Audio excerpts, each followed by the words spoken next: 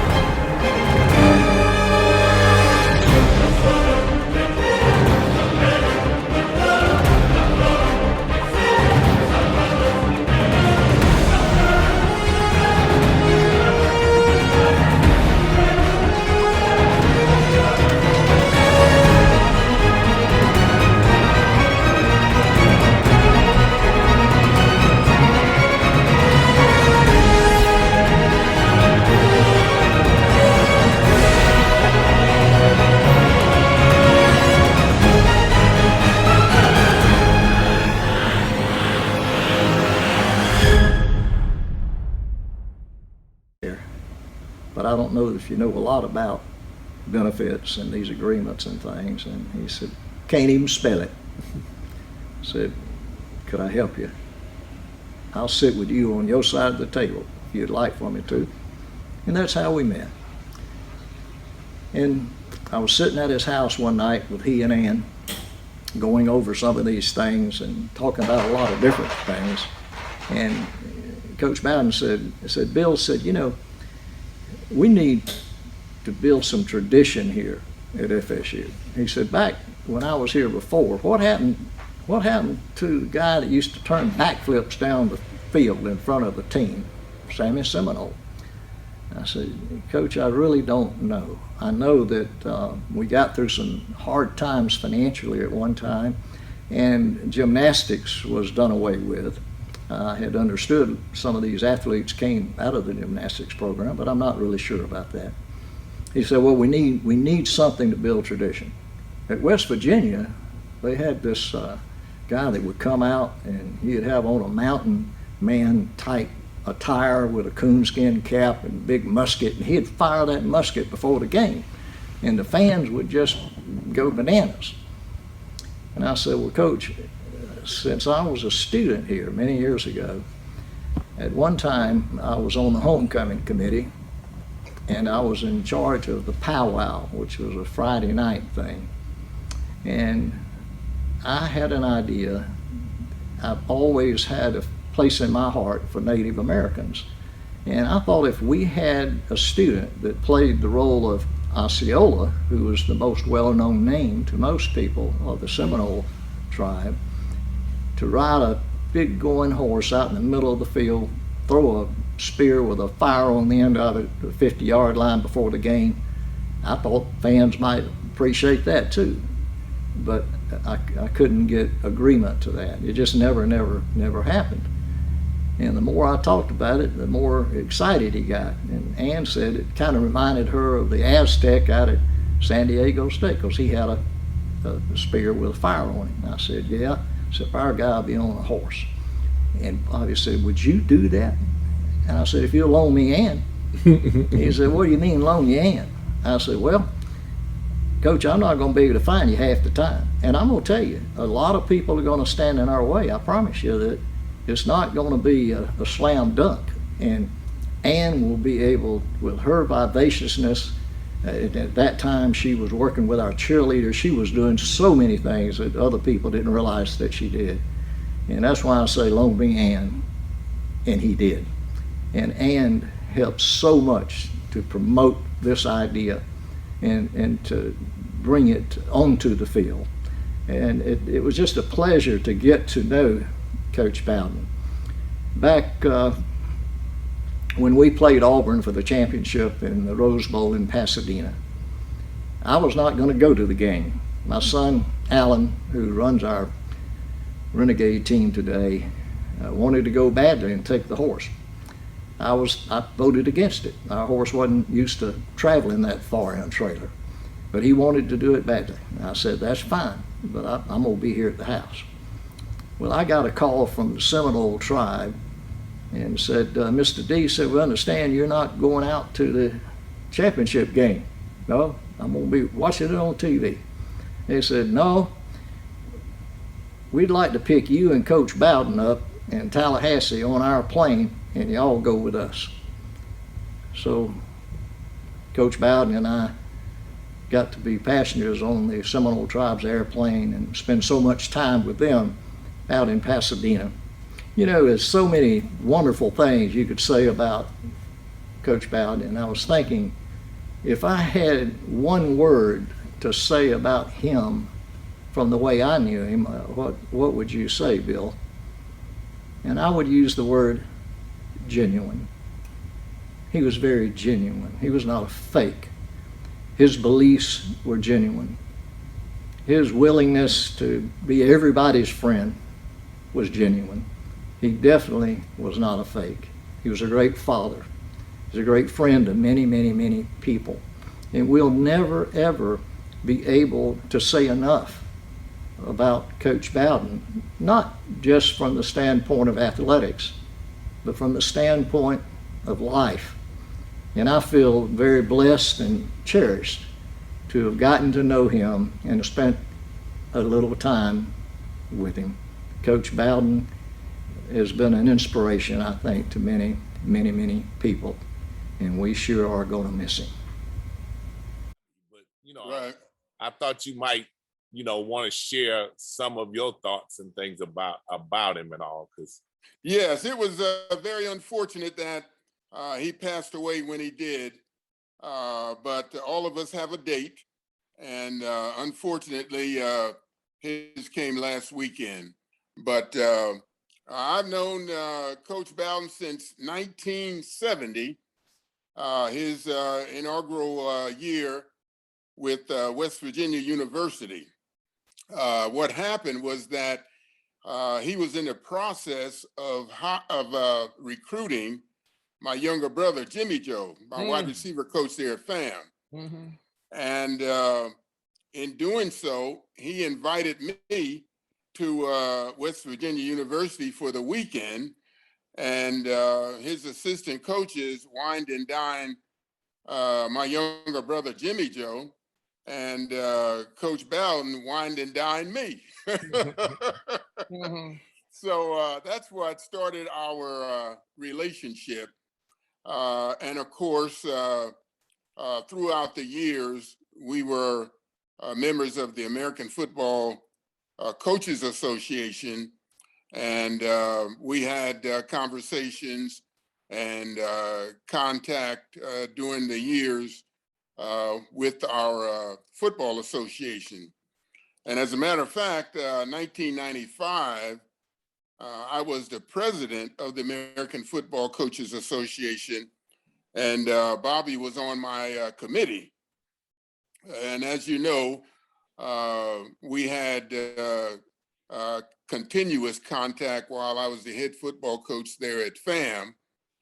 And we were both, incidentally, inducted to the College Football Hall of Fame in 2007 together, the same year. And of course, we were invited to Indiana, where they were holding the induction at that time. Now, of course, it's held in Atlanta, Georgia. But we were there together with our wives for about 4 or 5 days, going through the various activities and the ceremonies and the induction. And we really had a great time there. Also, of course, Joe Paterno was inducted into the College Football Hall of Fame in 2007 as well. Mm. We also lived on the same street there in Tallahassee. We lived on Shamrock, right there in Killearn, together, and several of his assistant coaches also lived on Shamrock Street in the Killearn community. Mickey Andrews was right around the corner. Mark Rick was there. Who else? John Eason, he lived on Shamrock. So we were all together, and of course, I visited FSU a few times by invitation from Bobby, a couple of times to speak to his staff on recruiting and identifying secondary play and front seven play. So we had a great relationship, and it's just unfortunate that he's no longer with us. Unbelievable coach, a real kind person, a great heart, and we're gonna all miss him. Absolutely, we will. Coach Joe, could you share a story with our audience about you and Coach Joe? I mean, Coach Joe, about you and Coach Bowden. Well, other than what I've just mentioned, I've attended some of his practice sessions. We've exchanged film on Miami. You know, we played Miami, and of course he played Miami every year, and we would communicate about our interaction with the Hurricanes. But other than that, you know, we had a great relationship, calling each other on the phone and conversing about schemes and techniques and football information. Well, he wasn't able to recruit your little brother. Where did Jimmy end up going? He attended Morgan State University. Okay. And Earl Banks, I guess, out-recruited Bobby. But Coach, yeah. if you were able to say anything to Coach Bowden now, or say something, if you were able to say something to Coach Bowden that you haven't had the opportunity to say, what would that be, Coach? It would be to thank Coach Bowden for all that he has done for college football and college student athletes. He's been in the game all throughout his adult life, either as a football player at Howard University, which is now, of course, Stanford University, which is about 5 minutes from where I currently live. Mm-hmm. And he has given the sport more than the sport has given him. Mm. And I would like to just take this time to thank him and, of course, congratulate him for all that he has done for the profession. He was a great colleague. Okay. I'm here today with Coach Gerald Culbreth, one of the best high school football coaches and most successful high school coaches in Leon County, who's now able to be retired and relax. He was here when Coach Bowden came to Tallahassee and knows firsthand about the effect that he had in the community. Coach Culbreth, tell us a little bit about your relationship, or when you met Coach Bowden, or any of that. Well, thank you, Mickey, for having me on your program. First of all, I want to say thank you for what you're doing for our community, and especially our young kids in this community. You've always been a champion for the youth of our community, and we appreciate that. Coach Bowden, I first met Coach Bowden, I guess, in 1976. He had just been through his first season, and we had just completed a successful state championship year, and I had an athlete on our team by the name of Chris Hobbs, and I was trying to market him a little bit, and so at the end of the season, I got Chris, and we went out to visit with Coach Bowden, and Of course, he was gracious. He called me buddy from day one and invited me in his office, and we talked. And I was telling about Chris. I said Chris was kind of small, but good athlete. He got better and better as our season went on, and they just really had a great high school career. And at the time, Coach Bowden invited us in his office and just made us feel special. And he's a special person because he made us feel special. We were not able to get Chris at Florida State, but Chris, within a week, had signed with the University of Miami and played 4 years down there. We're very successful, but my relationship with Florida State has been outstanding.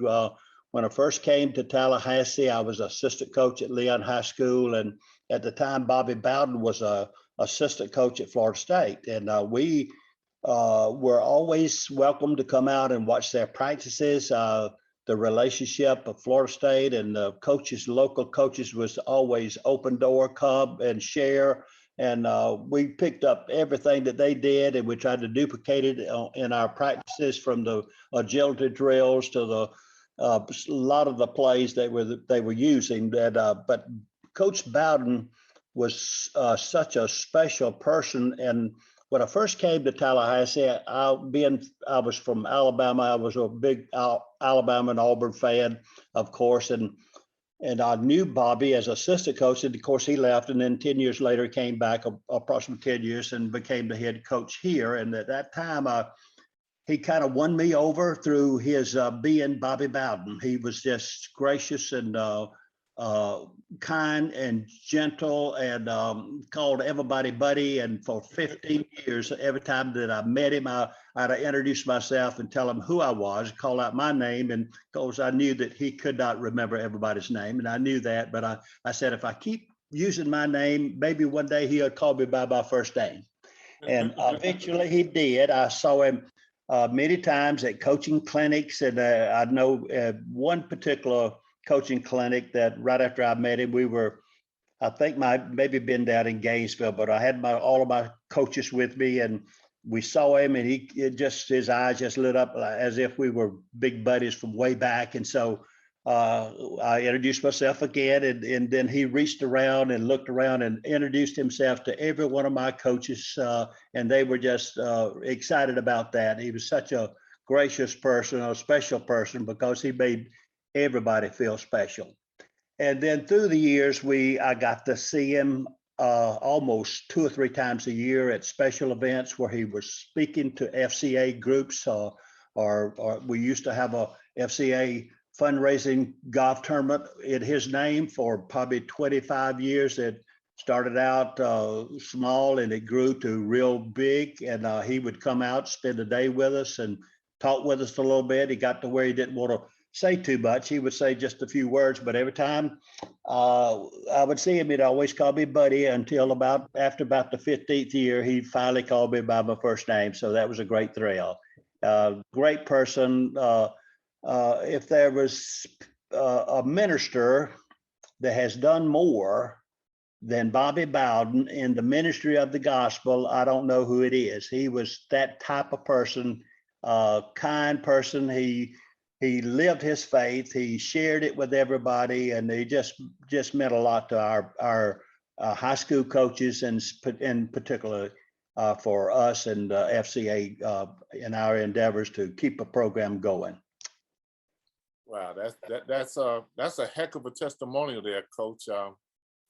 And what I would like to ask you is just one more question. And that is, okay, if you were able to talk to Coach Bowden, what would be one thing you would want to say to him during this time that you might not have had the opportunity to say to him? I would say, Bobby, I said, you are a super coach.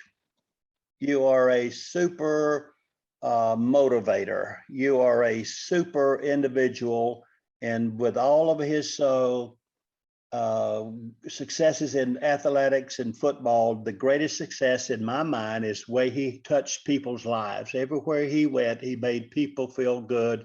And you knew where he stayed. You knew where he stood on his faith, and he tried to share that without being too preachy. He always laid it out in a easy way, and you could tell what meant a lot to him, and that just carried over to every person that he met. And he just, I'd say, thank you, Bobby Bowden, for being Bobby Bowden. You were one of the greatest coaches, but most of all, you were one of the greatest persons that I've ever met. I just left a pause because that's where I'm going to end it right there, Coach. Okay. There's nothing more to be said on that. I appreciate you taking the time to do this, and I'm gonna once I get it all cleaned up, I'll put it out where you could see it for sure. And Okay. Send it to our Kiwanis family, but we're gonna put it out there. I just wanted. Well, good. I hope you can clean up some of my mistakes. Oh, Coach, you didn't have any mistakes. You spoke from the heart, which is what you do. Yeah, I do. But anyway, thank you so much for inviting me to do this. It's a pleasure, and good luck to you.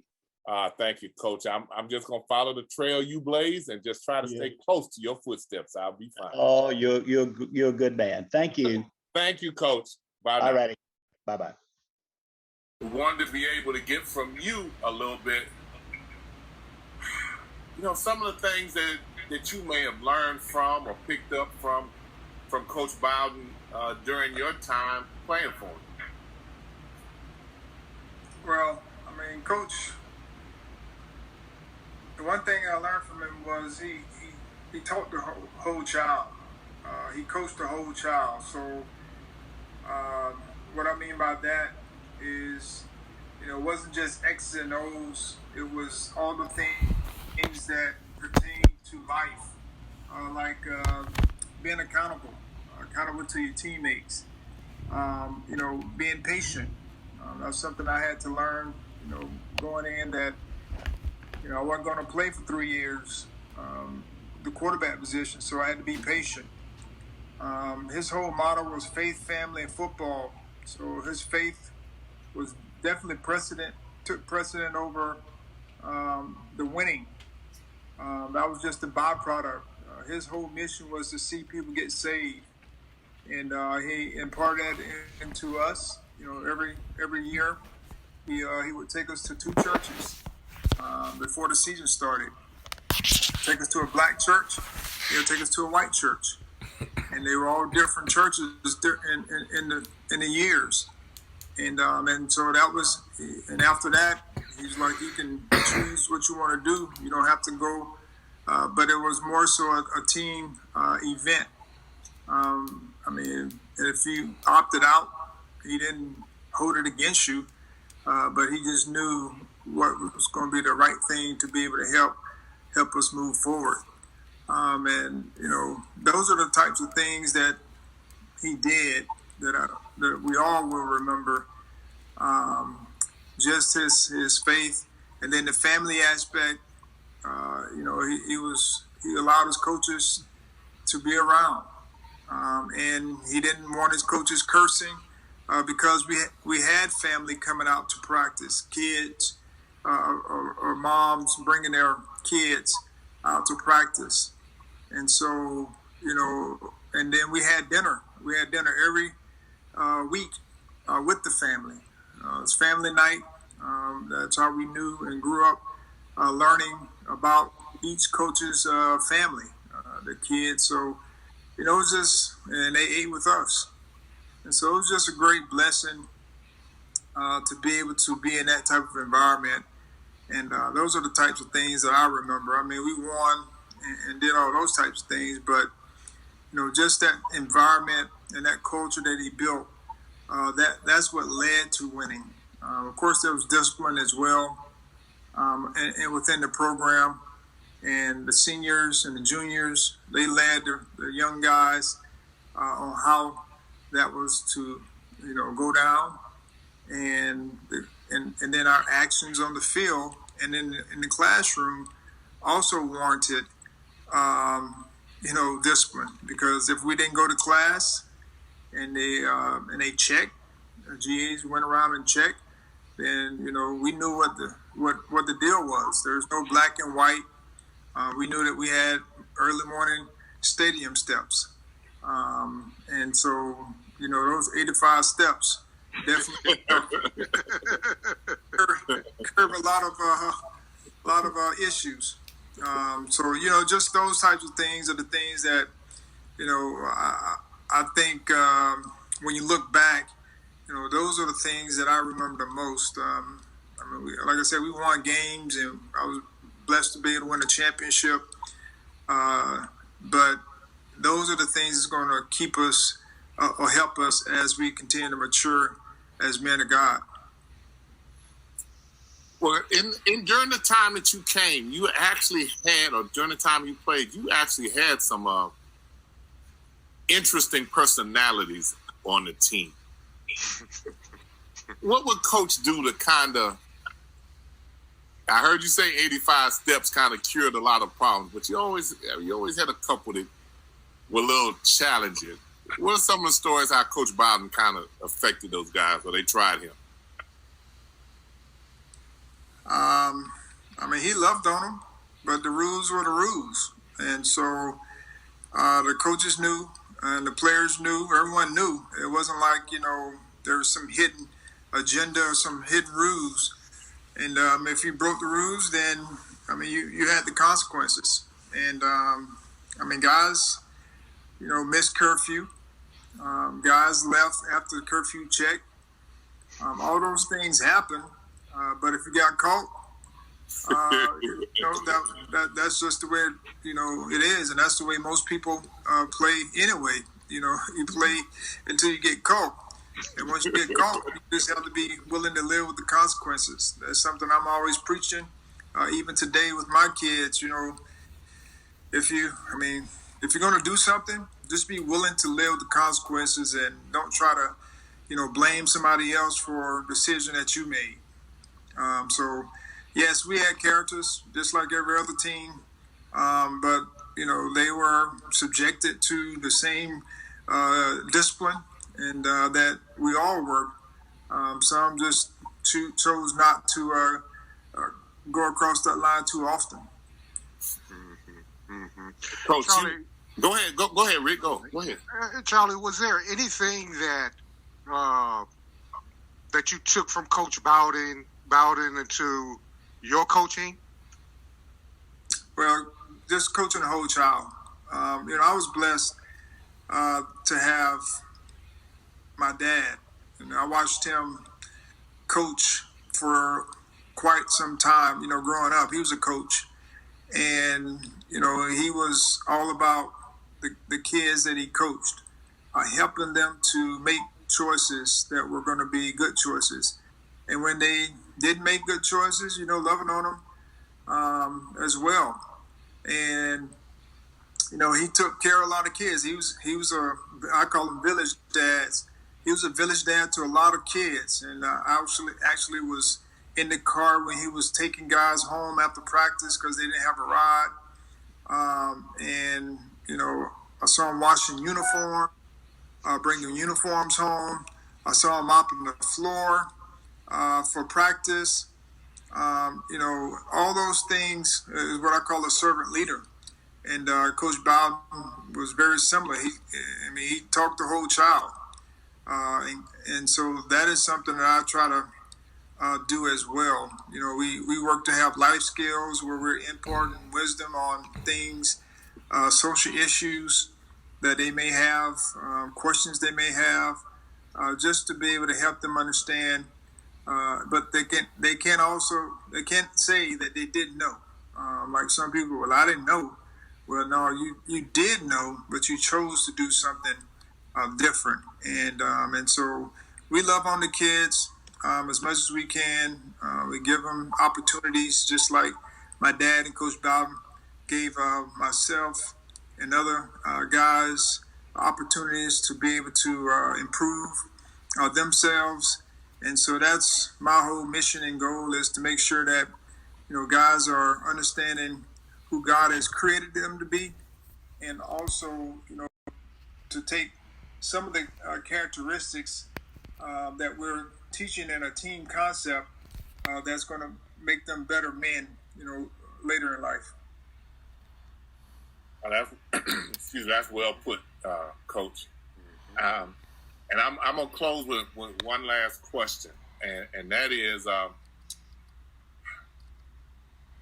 if you had some final words that you would say to Coach Bowden that you may not have had the chance to say, what would those words be?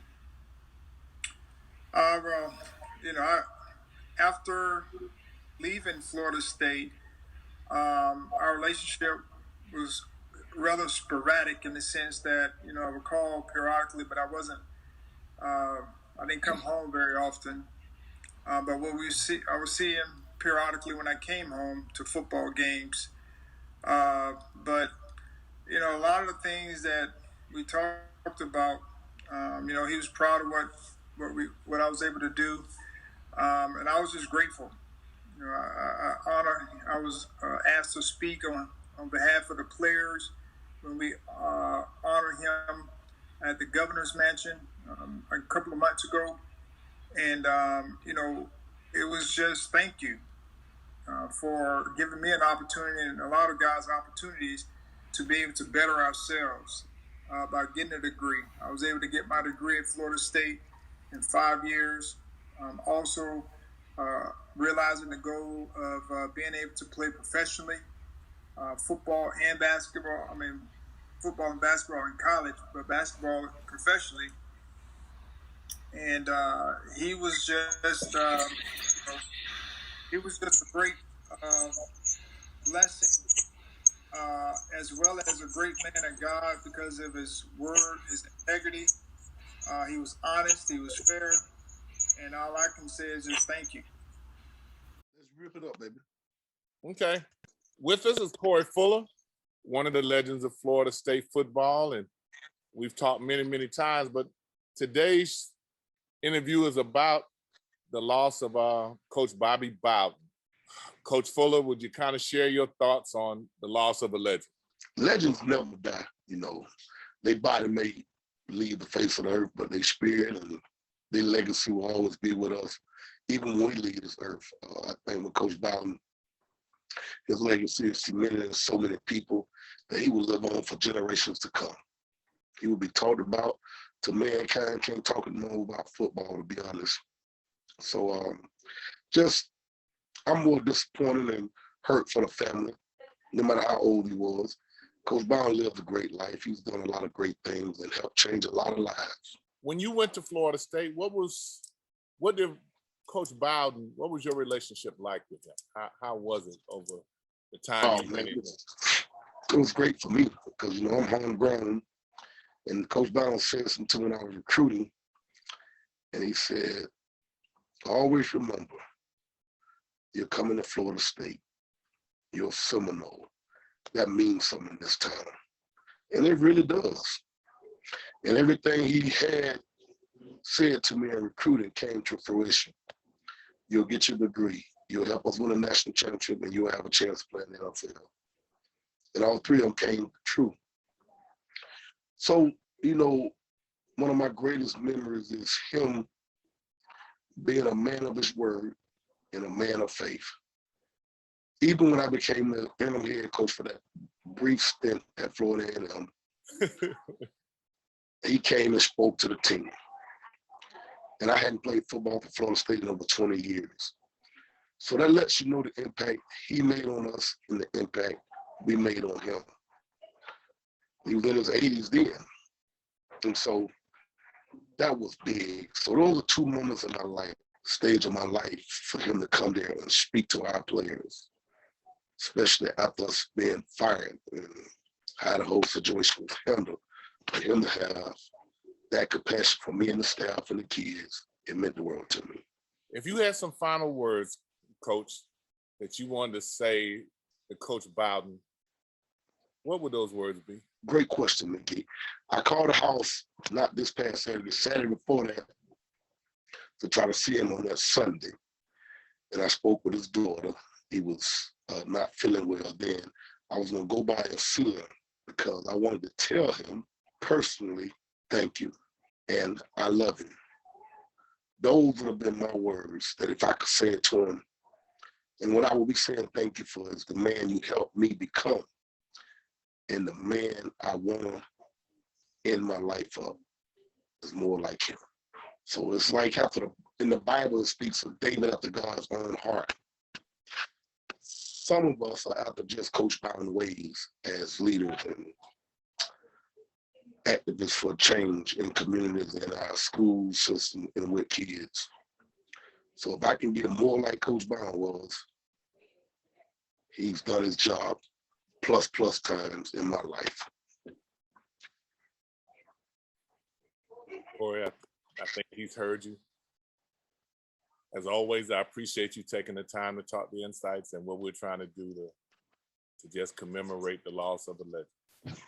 But as you Yes. said, legends never die. So I appreciate you always being there and being available for us. Oh yeah, I love you, Coach Clay, man. Keep doing great things. Keep putting the kids first, and INSiiGHTS will keep growing. I If appreciate it you, works, Coach. Love you too, brother. And you hang in there. If you need us, you always know you can holler for us. believe me, if you work it, it works. Hashtag just work. INSiiGHTS, follow them. Thank you, Coach. I appreciate you, brother. We'll talk. Now I'm take gonna that cover little your clip. stuff.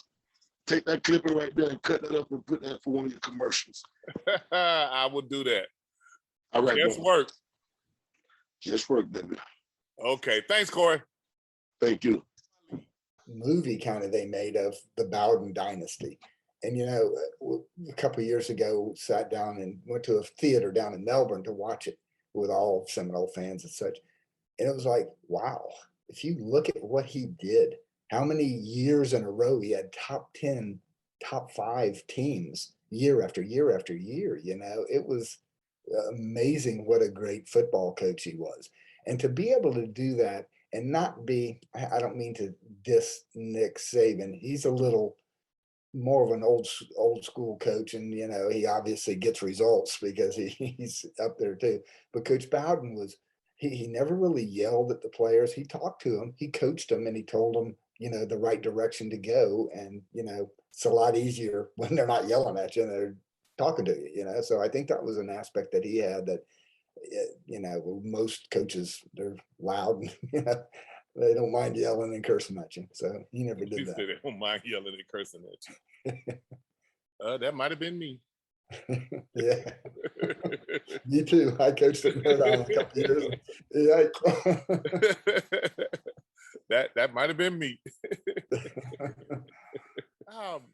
With Jimmy, me today, Jimmy Black, a good friend of mine from Merritt Island High School. And we did a feature a few years back on Jimmy, Leon, and Waldo at Florida State. And today, we hear a little bit about a sad occasion, which is the loss of a legend, Bobby Bowden at Florida State. And Jimmy was, I guess, a survivor from the Durham days, and actually was the quarterback under center when Coach Lang won his first game.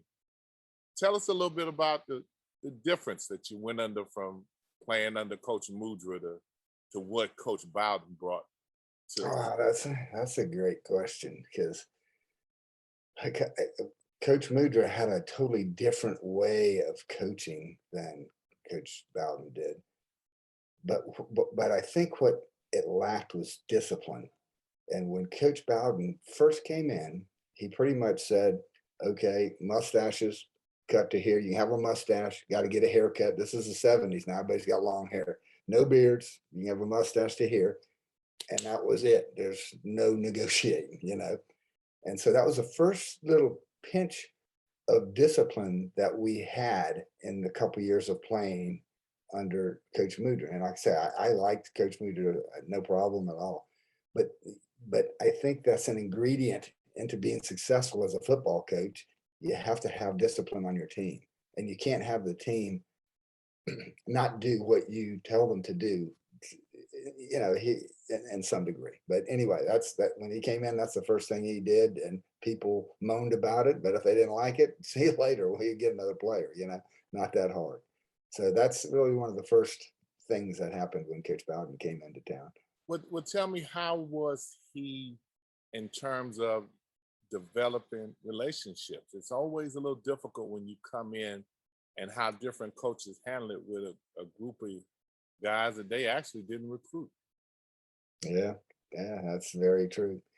If you hear Coach Bowden speak I mean, he's unbelievable. He can capture you with his talk and you listen. I mean, and he, you know, he, one thing he didn't do is yell. He wasn't a yeller at all.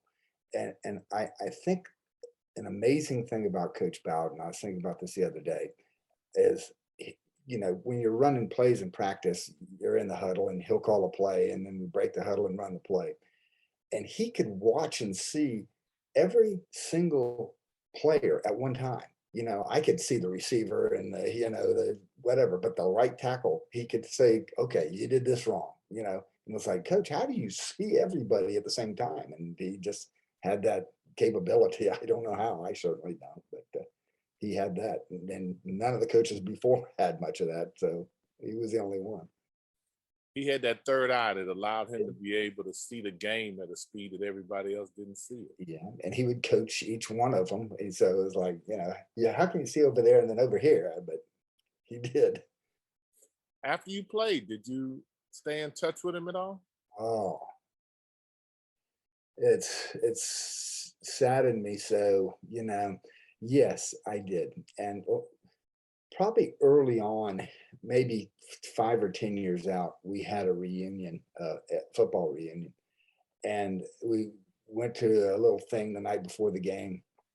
And Coach Bowden, how does he remember these players from? I reached out my hand and said, Jimmy Black. And he said, Jimmy Black, you are always my favorite all-time quarterback. I said, Coach, if Charlie Ward's not your favorite quarterback, there's something wrong with you. He said, you got a point there, Jim. But yes, I did. I had 2 kids that went through school at Florida State, and I took them to see Coach Bowden. Anything I ever asked of Coach Bowden through the years, he would always sign pictures for my daughter, sign pictures for my daughter's friends. Even to the very end, there's this group called Who We Play For, and what they're trying to do is get kids to have a heart test, because one of my son's friends died of sudden cardiac arrest when he was a 16-year-old sophomore soccer player, died right on the field, practice field. And so the thing has grown, and I asked Coach Bowden to be involved in it, and he's he's involved in it and said, yes, Jimmy, I'm good with that. So, and then I called him. He got sick with COVID too. You read in the paper, and I talked to him then, and he sounded great. He sounded really, really well. So yes, I did stay in touch with him, and I'm so happy I did. I mean, he's just a great guy.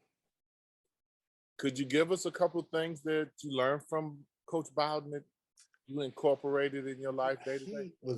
He was real religious, and he really didn't like players to swear. And I think I toned some of that down, though not all. And it's funny. You toned it down some.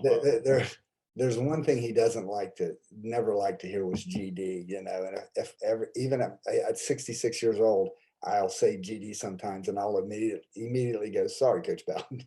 So that stuck with me for all those years. Just teamwork. I mean, it's like anything in life. He knows what's right and what's wrong, and you should do what's right and what's wrong. And if the coach is talking, you listen to him, just like if you're in a group of people and somebody's talking, you listen to him, basic things. But he was really a fine, good man who you would want your kid to like and to follow. I mean, he was just a really good teacher and a really good person, and had a good sense of humor. He'd throw a joke in there too. So he was amazing. He was truly a legend, is how I could describe that, I guess. Do you have a Coach Bowden story that you could share with us? Well, I told you that. It's November in football season. It's 1976, Coach Bowden's first year there. If you could talk to Bobby now, what would be the one thing you'd want to say to him that you may not have had the chance to say to? I really spoke to him not very long ago, and I was so happy that I had called him. and like I say, he sounded really good. It was after he was home from the COVID, and we had a very nice talk. We talked about Seminole football now, what's going on, why are we so terrible, and I'd like to just say, God bless you, Coach. Thank you for everything you did for me.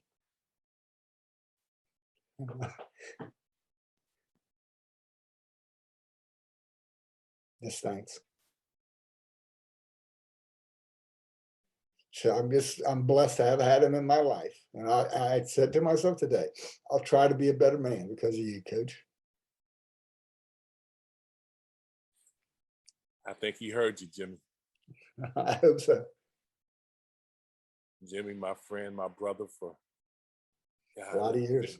50 years, 50 going. I love you, man, and I love appreciate you Thank taking you. the time. Thank you so much for talking to me. He was, I don't know if there.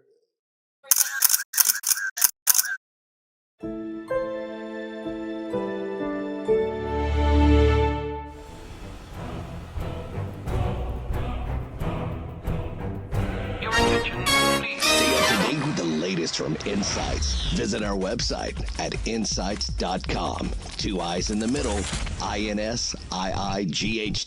INSiiGHTS is a copyright of Mac4 Enterprises, a Florida corporation. This broadcast is produced under the exclusive ownership of Mac4 Enterprises and is the intellectual property and trademark of Mac4 Enterprises. Comments of the host and other individual speakers on INSiiGHTS represent their independent thoughts and representation.